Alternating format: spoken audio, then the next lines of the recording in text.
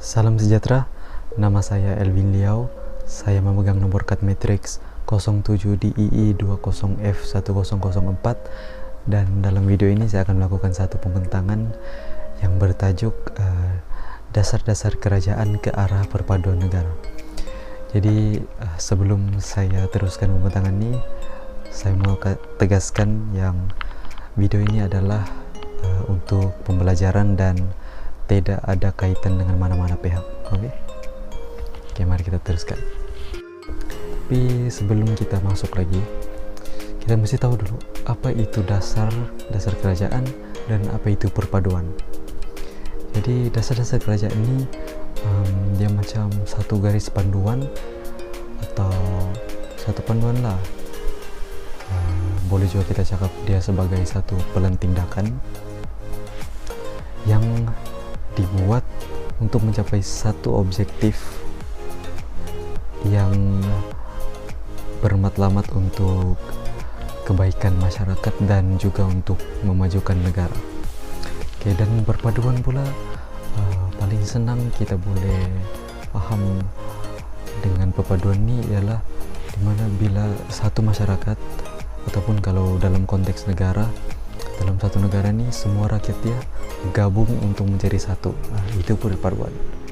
Maksudnya kalau dalam negara kita Malaysia, semua lapisan masyarakat walaupun berbeza kaum, agama, bangsa, bahasa, tapi kita semua coba untuk menerima semua perbezaan kita dan hidup secara harmoni antara satu sama lain lah. Ini adalah untuk kebaikan negara kita dan kebaikan kita juga, supaya kita tidak berpecah belah. Oke, jadi kembali kepada tajuk dasar-dasar kerajaan. Jadi saya ambil contoh dalam beberapa dasar nih.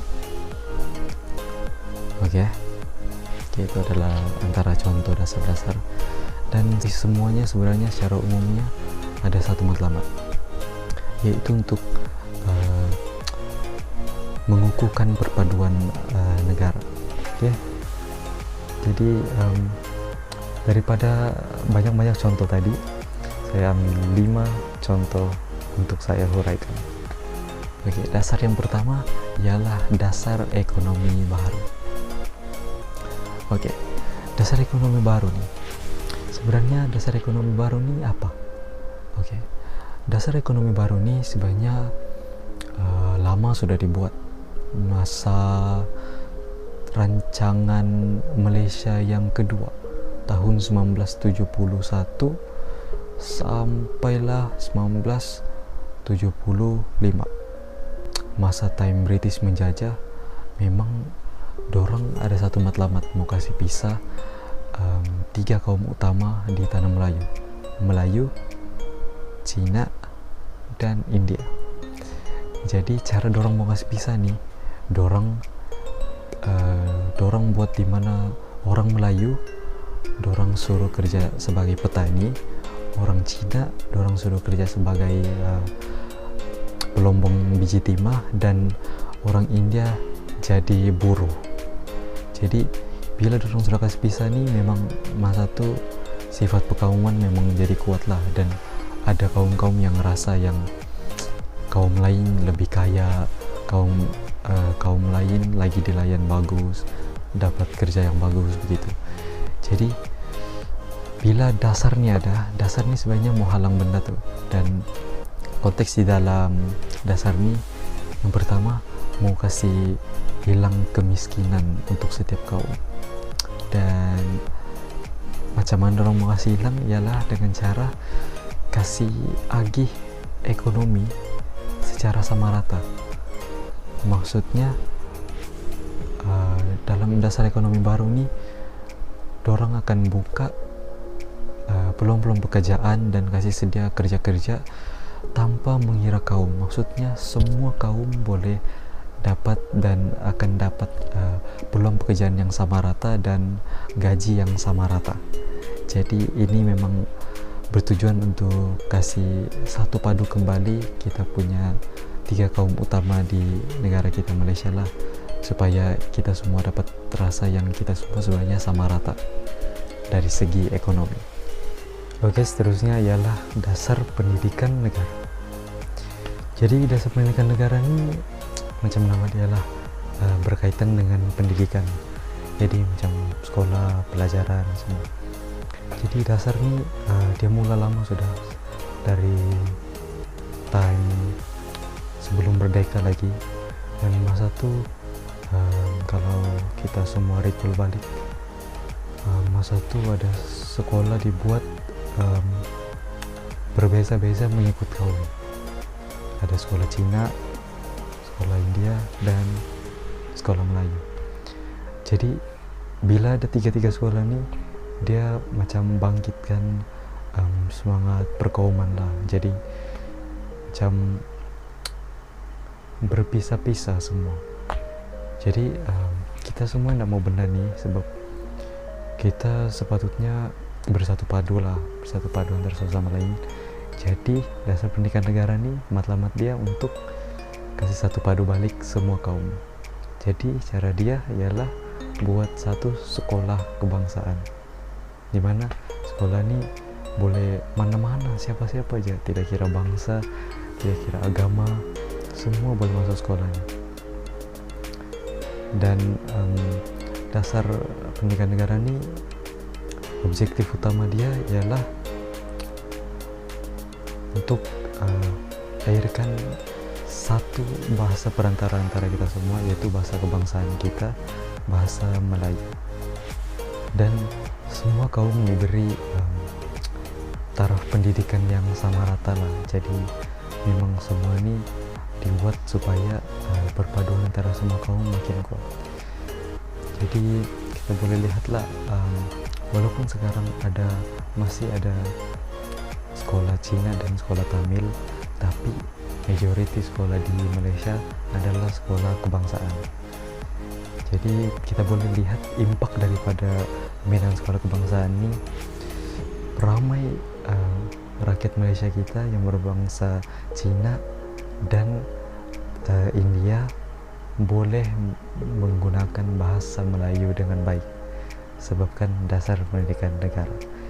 Jadi oleh sebab kita semua boleh berkomunikasi dengan satu bahasa yang sama, jadi perpaduan kita makin erat. Oke, seterusnya ialah dasar kebudayaan kebangsaan. Jadi dasar kebudayaan kebangsaan ini ialah dasar di mana dia fokuskan tentang kebudayaan kita di dalam Malaysia ini. Jadi maksudnya dia macam tegaskan dan kasih kuat aktiviti-aktiviti yang berasaskan kebudayaan. Contohnya macam aktiviti pertunjukan seni, pertunjukan tarian-tarian dari berbagai etnik. Jadi semua ini adalah bertujuan untuk supaya kita punya identiti negara ini tidak tercalar. Kita mempunyai identiti sendiri, dan secara tidak sadar bila semua kaum dapat tengok, semua kaum-kaum lain, bangsa-bangsa lain, etnik-etnik lain punya budaya, kita secara tidak langsung dapat terima dan belajar semua kaum yang ada di Malaysia ini.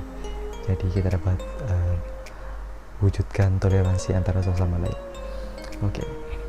Seterusnya ialah dasar sosial negara. Jadi dasar sosial negara ini seperti yang kita nampaklah, nama dia sosial. Jadi dasar ini memang berfokus tentang kehidupan sosial setiap semua rakyat di Malaysia lah. Jadi sosial ini macam mana? Maksudnya di sini objektif utama dia untuk pastikan setiap keluarga ada keperluan asas yang cukup, pastikan anak-anak mereka dapat pendidikan, pastikan anak-anak dapat dijaga dari segi mental dan fisikal, dan secara umumnya bantu masyarakat dari segi sosial supaya mereka semua dapat sama-sama bangunkan negara kita. Oke, dan yang terakhir sekali ialah dasar pembangunan nasional. Jadi dasar pembangunan nasional ini sebenarnya dia sama saja dengan dasar ekonomi baru, di mana dia fokus untuk kasih hilang kemiskinan dari rakyat-rakyat kita lah. Jadi maksudnya setiap kaum, setiap rakyat dapat pembahagian ekonomi yang sama rata. Jadi tidak perpecahan kaum yang akan terjadi lah. Kesimpulannya di sini, semua dasar-dasar kerajaan yang sudah kita lihat tadi memang semuanya bertujuan untuk menyatupadukan negara, mengukuhkan perpaduan antara sesama rakyat lah, walaupun berbeza dari segi agama, bangsa, dan sebagainya.